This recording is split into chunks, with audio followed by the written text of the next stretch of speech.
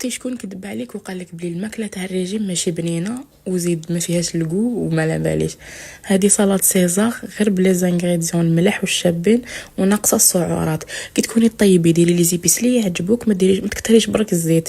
داكوغ، انا ندير لا موطارد وندير لي زيبيس لي يعجبوني، ندير الثوم، ندير ملح، ندير لي زيبيس هرب دو بروفونس، ودرت شويه ان فون دو. تعرفي شو معناتها ان فون دو؟ شويه ما برك باش ما تنحرقش، هذا ما كان. ودرت ايبيس تاع الثوم بودره، هذا يبنن بزاف الماكله. اذا انت انسانه ما تحمليش الدجاج ديري الثوم بودره ورجعي لي بالخبر. صح بصح انت ما تحبيش الدجاج. شوفي هنا واش كليت الحوت ودرت يوم بتيت سالاد ودرت شويه شيدار فريمون. ودارنا درت لهم الرز، درت لهم العفايس.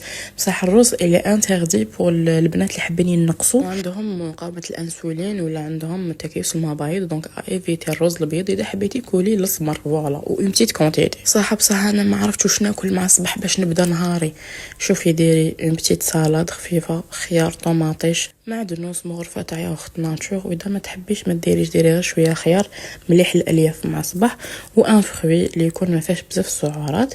سينو عندك لو بلا تاع العشاء كليت شويه برغل مع سكالوب وبزاف لوبيا ماشطو. دونك تقدري تاكلي النشويات بصح لازم تخيري واش من النشويات و اون بتيت كونتيتي بيان سور. سينو هذه الوجبه كنت كليتها نهار اللي درت الاوماد، يعني 1 ميل اداي.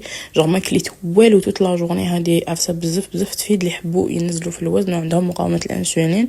جوغ تصومي كاع النهار وعندك ساعه بك تاكلي فيها. دونك انا كليت كاوشه كنت تشوفوا لهنا سلق طوماطيش كويس دو بولي بيان سور في الاير فراير، وهذاك السلق درت له شويه تاع زبده وشويه موزاريلا و الحبه بيض، ومن هيك كيما كنت تشوفوا